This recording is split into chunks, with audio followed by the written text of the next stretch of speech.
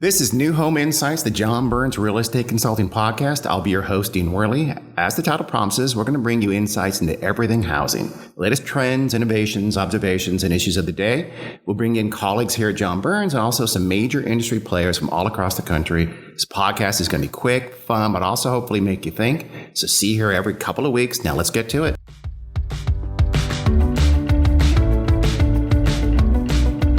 Okay, welcome to New Home Insights Podcast, the John Burns Real Estate Podcast that brings you the latest trends and changes and insights into the new home world. By the way, if I sound like weird, it's because I, like 800 million other Americans, I have a cold now. So if I sound funky, that's why. It's either cold or I have a hint of the Ebola virus. I'm not completely sure which, like pre-Ebola. I don't know. And that's a thing. Trust me. So knowing you, Dean, it could be about anything. It could be. You don't know. Let's say I'm under the weather, so I apologize. Today, though, we have two guests. Lesley Deutch, who's based in Florida, and she does studies throughout the Southeast and really the whole East Coast and beyond in the country. Lesley, how are you doing? Good. Hi, Dean. She's with us here at John Burns, as is Pete Reeb, who's based in San Diego, and he works throughout the Western U.S. and beyond as well. Pete, how you doing? Terrific. Thanks for having me on today, Dean. Absolutely. Today, we are going to be talking about incentives, a four-letter word to our builder listeners, I am sure, for the most part, but something that we are seeing a lot more of, and we are pretty sure we'll be seeing a lot more of in the future. So, the market is slowing here in most markets throughout the country over these last few months, so we're seeing more incentives in the market. So let's talk about them. First things first, though. To make sure we focus on we all understand what we're talking about and kind of speak in the same language. Pete, just really briefly, give us a kind of a quick rundown on what we mean when we talk about buyer incentives. So an incentive would be a special offer that a home builder is making to a prospective home buyer in one of their new home tracts to try to help to sweeten the deal a little bit and entice buyers to go ahead and buy that home. And typically, builders offer incentives to help control their pace of sales and to allow them to preserve values on the homes that have already been sold in the community. It's typically going to be some kind of feature that allows a home buyer to save money in some way on the purchase of the house. And just to be clear, we're not necessarily talking about actual price decreases. Those might be happening, and we can talk about those in the same conversation, but technically we don't mean specifically price cuts, do we? No, we're talking primarily just special enticements to get a buyer to purchase the house beyond just reducing the price of the house itself. Right on. So let's get into it. So let's first just kind of lay the groundwork here in your markets. And again, Lesley is kind of covering kind of the East Coast, Pete kind of covering the West Coast. I'll interject as needed. So we try to make this as national as possible. There's going to be a humongous variety of incentives out there. We can talk nationwide, but from what you guys are seeing in the markets you're working in, what are some of the most common incentives you're seeing right now these last few months? Lesley, why don't you start us off? Okay, sure. So incentives in Florida and the Southeast and really across the East Coast have been pretty consistent. Most of the incentives are in the form of a certain amount of dollars off for your option spending or even closing costs. We are based here in Florida, so we do see some incentives from the builders offering some free country club memberships for a year or two, also some golf memberships as well. But generally, the builders are looking to match their incentives from other communities around just to kind of remain competitive. So it's a little bit of a competition here, but not necessarily a race. They're not going up very high. We see a little bit of discounting on inventory homes. So if a home is already built and they're trying to move it to sell it, there will be some of that happening. But overall, the incentives they've remained pretty minor and pretty modest over the last year. They are starting to grow, but not tremendously. So you really haven't seen that surge in incentives that some markets are starting to experience? No, but I think one of the most interesting things that I've seen is a lot of the builders will say, look, if I have a qualified buyer, I may not be advertising any incentives, but I'm going to close this deal. So at I call it a hidden incentive, right? So at Yeah. the table when they're working on the final price of the home, the builder's going to try to get them over the hump by offering some money off. Yeah. And I'm just curious. And how do you usually find out about that? How do you discover that kind of thing is going on at Builder X or Project X? Right. So what we've started to see are closing prices that are lower than advertised sales prices. So in the state of Florida, they record all the closings right after it's done. And so we look back at the advertised sales prices and we can compare them. So we start to see that happen, a big differential. And builders are not really afraid to admit it either. If they get someone that's qualified, they're going to keep them. Yeah. Sometimes they are that. And sometimes I know I've found that asking the competition, the Builder X is asking Builder Y about Builder X, and sometimes they volunteer it.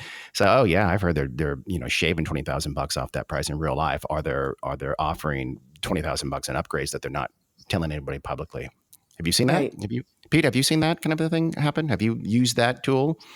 Oh, absolutely. Most good new home sales agents, they're tracking their competition and they know what's going on. So yeah, they're a good source of information. And those buyers coming in and mentioning, hey, well, what can you do for me? Because and who knows if they're completely honest, but certainly they'll tell on the competition for sure. So how about you, Pete? What are the most common incentive types you're seeing in your markets in the West? Yeah, so it sounds like in contrast to what Leslie's seen on the East Coast, on the West Coast, I would say up until maybe 12 to 18 months ago, the most effective incentives were offering buyers design center credits, maybe $5,000 or $10,000 for the buyers to spend on options and upgrades.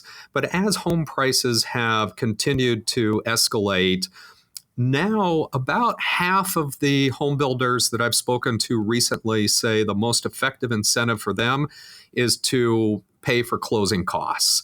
Given the high price of housing in markets like California, your closing costs can be a significant outlay of upfront money. And it's hard enough for buyers to come up with their down payment money, particularly for an entry-level buyer. And so anything that saves the prospective buyers that upfront out-of-pocket money is very effective. Now, as interest rates have escalated, more and more builders are offering interest rate buy-downs. I would say probably 75% of the builders I've spoken to are offering interest rate buy-downs, typically in the form of a 2-1 buy-down, although one is offering a 3-2-1 buy-down. Explain that real quick for our listeners, Pete, what we mean by that 2-1 or 3-2-1 buy-down. Yeah, so in essence, the builder can pay the lender to reduce the interest rate in the first 2 or 3 years of the life of the loan. So a 2-1 buy down is going to buy down, say the current 30-year fixed rate is, just for simplicity's sake, 5%. A 2-point buy down is going to get you down to 3%. The 1 buy down is going to get you to 4. So it reduces your monthly payments for those 2 years. And then the loan reverts back to the long-term rate after that.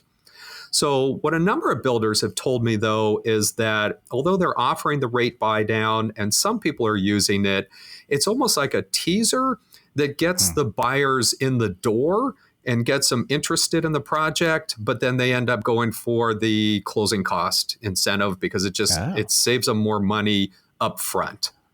Yeah. Okay. But I think what the buy down does, though, is it psychologically answers one of their biggest concerns right now is the rise in mortgage rates. And at least for the first 2 years, it's back to what they were hoping it was going to be, or even a little bit lower in some cases a year or 2 years ago. Yeah. And interestingly, a number of sales agents have told me that today's buyers are pretty savvy about finance and temporary interest rate deductions versus long-term reductions. And a couple of builders, instead of doing the 2-1 or in addition to the 2-1, are also doing an actual life of the loan rate buy down, where they might buy down the loan a 1/4 point, in extreme cases a 1/2 point, but it's much more expensive for the builder to do that. And so that kind of rate buy down isn't prevalent in the market today. Okay.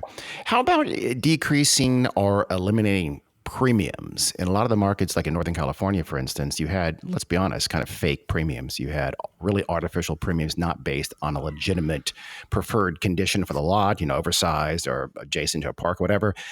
Have you seen that start to go away? Or just flat out even premiums that were legitimate, were for an oversized lot, are they decreasing those? Have you found that as an incentive effectively? And Lesley, chime in here too, please. But go ahead, Pete. Yeah, at this point, really only if the builders have gotten to the point where they have standing inventory and they really need to move that product.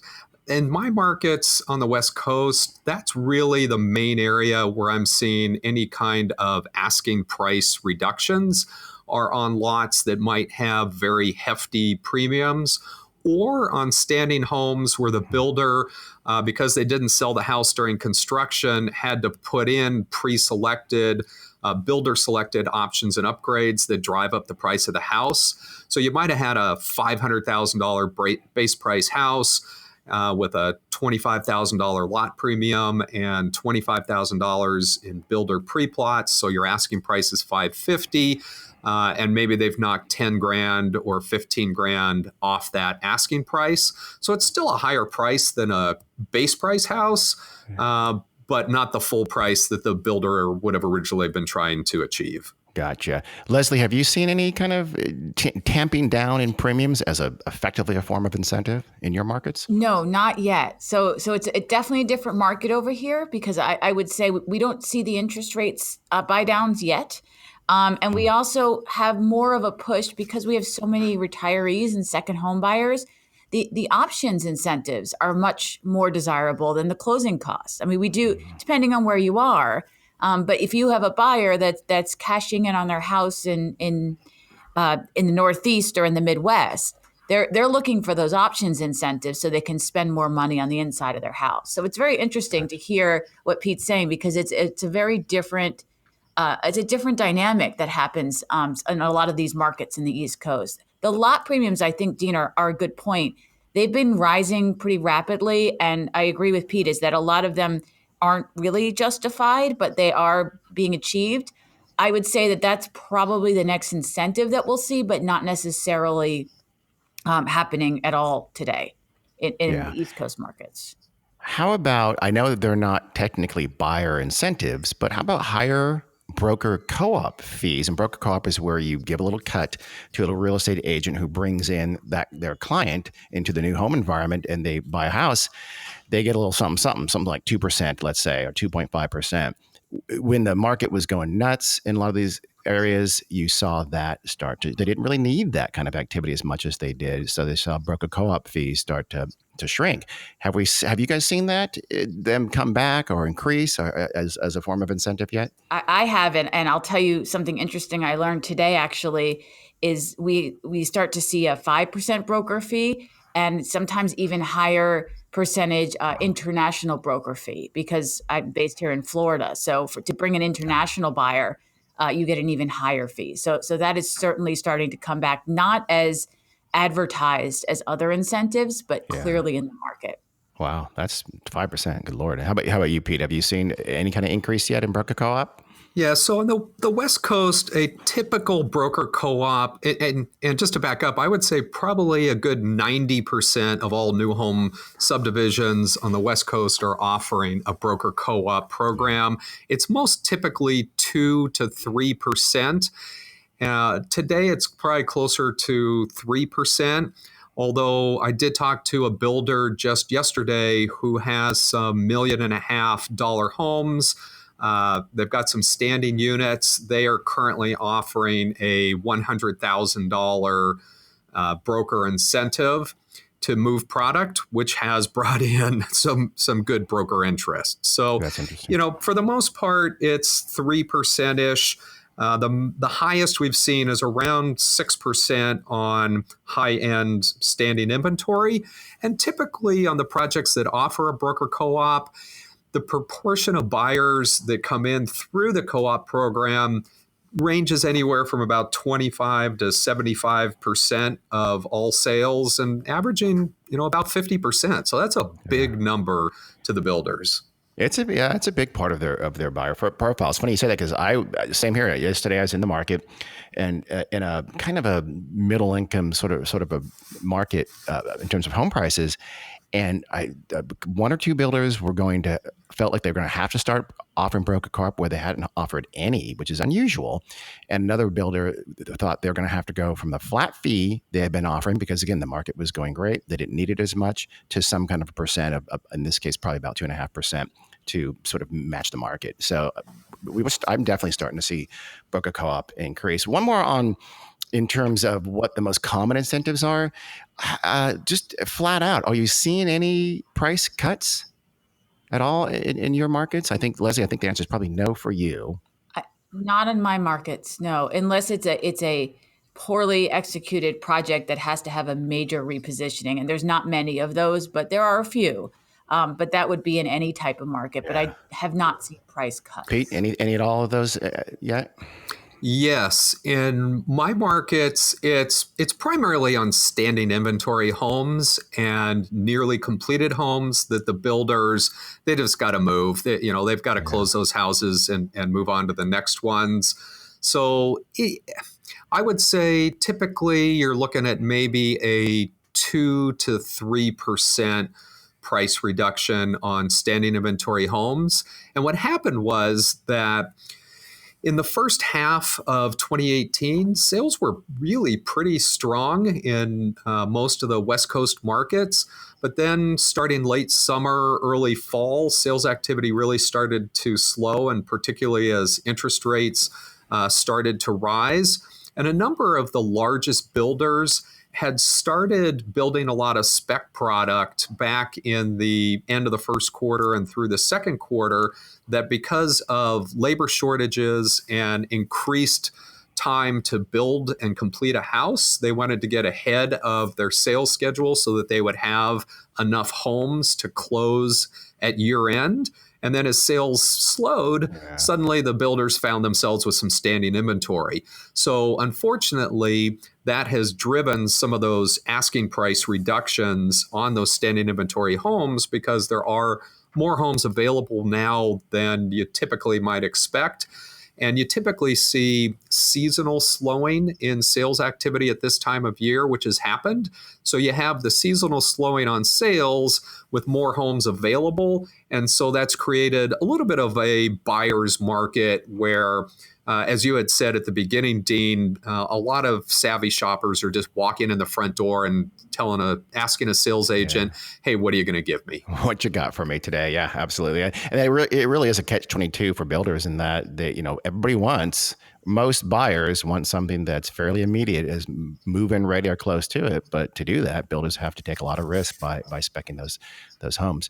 Let's move on to the most effective. So in your markets, what incentives do you believe so far have been the most effective in terms of getting actual purchases?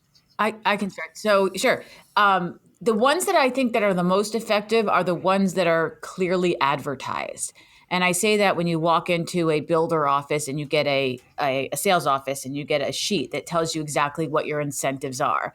In some of my older markets where I have a lot of older buyers, they tend to take that sheet around and shop it as like a coupon. I won't mention which markets those are, but you could probably guess in Florida. There's many of them.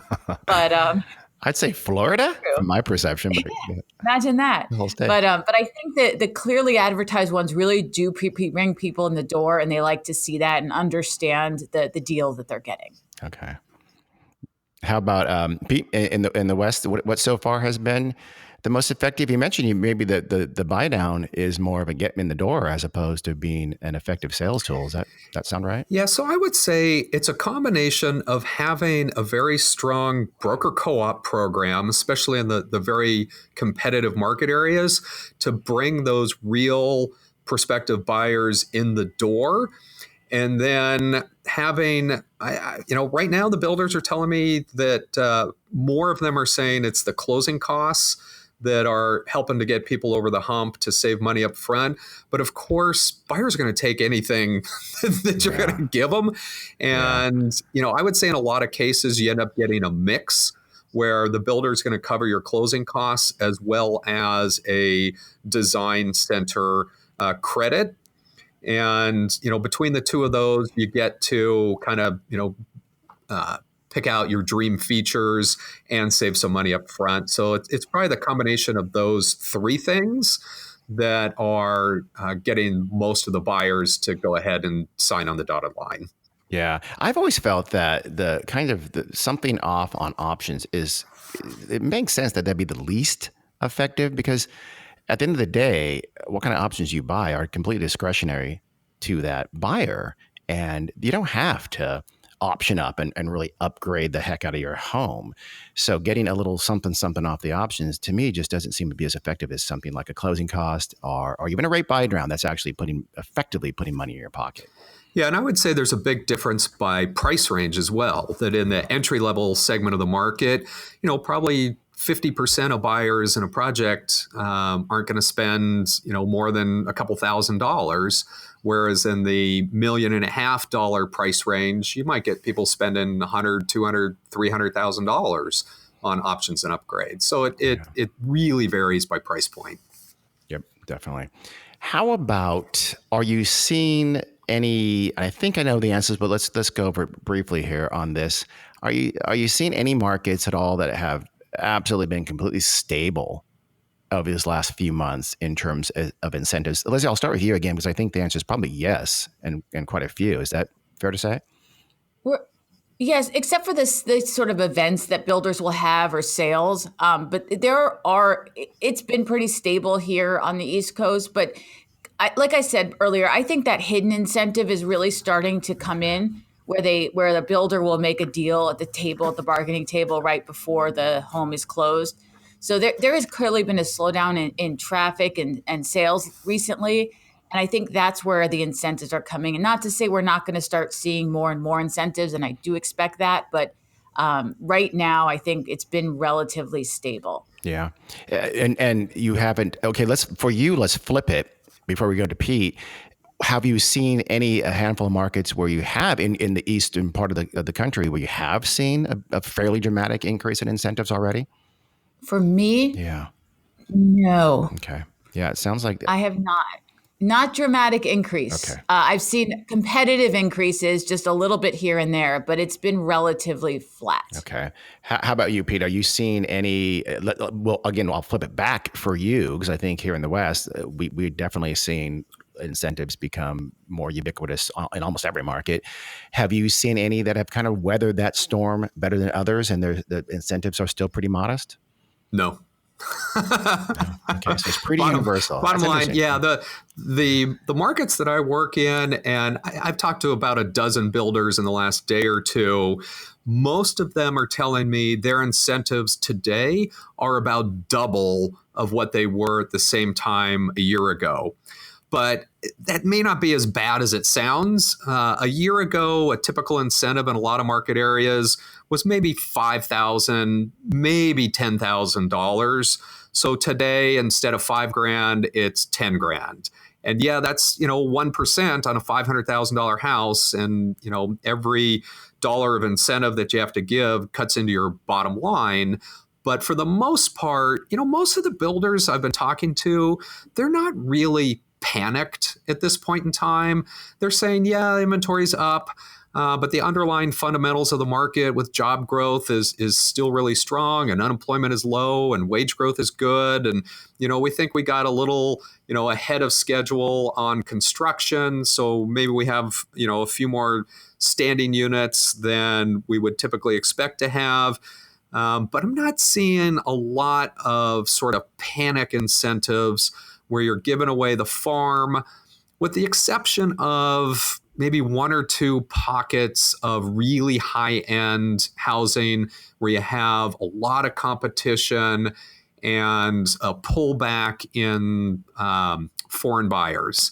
And there's definitely been a pullback in foreign buyers in some Southern California markets.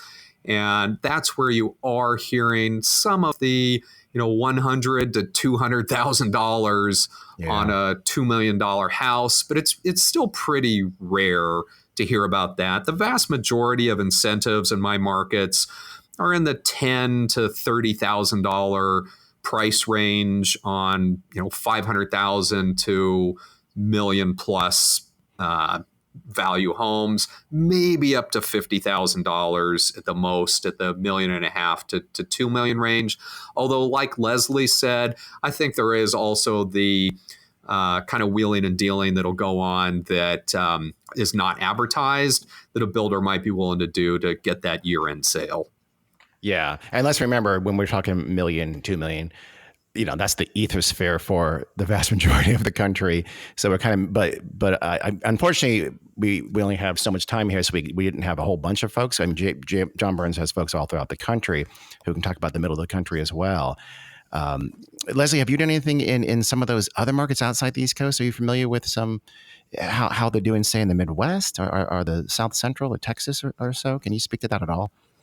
Those incentives are increasing. I think the way Pete put it is very, very similar to what we've seen. They have not gotten so large. I judge it by when they start offering the free pools. Then you started to see, and the car that comes with the house, that was back in 2008. We saw those.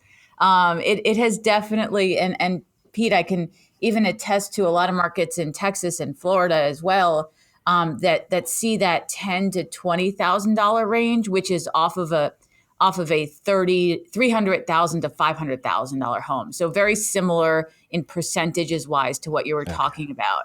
And I think it's very similar across the country. But you're right. Like the lots are probably next to come, and the cars and pools. That's the indicator that there's a problem. Well, okay, let's segue that into, where do you see incentives heading here in the near future? Here, up, down, stable? Just in terms, just kind of appear quantitatively, where do you see incentives going here? I think it's going to be a mix. I think some markets will stay about flat from where they are.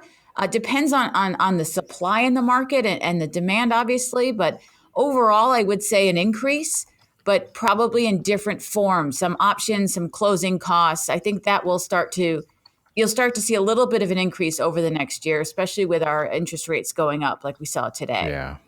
Yeah. How about you, Pete? You seen, what do you think it's going? I mean, here in the West, we've already experienced a lot of it. You see it still going up more? Yeah, I would say it's kind of a good news, bad news story. I think the good news is that, we're already more than halfway through December, and shopper traffic levels and sales activity typically starts to rise starting the end of January, and particularly by the time we hit February and March, you should see rising interest in housing purchases. So that should take some of the pressure off of the builders, need to incentivize to increase sales activity. The bad news is that incentives are very prevalent today. And it is somewhat difficult once the incentive train gets rolling to slow that down. So I think today's incentive levels are going to carry over into the January, February period. But once the builders are able to burn off some of their standing inventory, that's going to help the supply situation some. Plus, I know a lot of builders have slowed down their speculative building, so that's going to decrease the supply. And the other good news is that, as things have slowed, we're starting to hear that the labor issues are being alleviated a little bit. And so, more normal construction cycle times might start to come back to the West Coast markets. And all of those things will help take some of the pressure off the need to offer incentives. So I don't think incentives are going to rise in the first 6 months of next year, but I think we still have a couple of months ahead of us at current levels.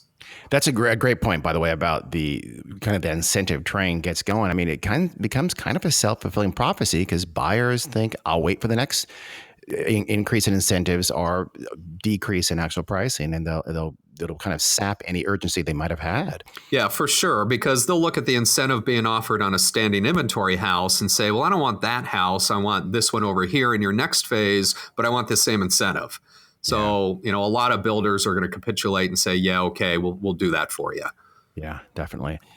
So That's incentives. To just kind of give a quick recap, looks like there's a pretty clear West Coast, East Coast divide, and that West Coast has faced more severe incentive, more incentivizing, both degree and commonality. And the East Coast is still fairly normal in terms of from perspective of the last few years. But Lesley does see it possibly edging up a little bit. Pete sees the West Coast maybe edging up a little bit, but it's not sort of panic time, or at least it hasn't been panic time yet. And that we'll see. Again, it's a situation where it can get slippery real quick if things do start to get out of hand. And buyers have never been more savvy. They've never had more information. They've never had a quicker and more complete access to information. So we'll have to keep that in mind going forward. Thanks, guys. Say bye. Thanks, Dean. Thank you, Dean. Appreciate it. Absolutely. Thanks again, guys. This is Dean Wehrli for the New Home Insights podcast. We will get you next time.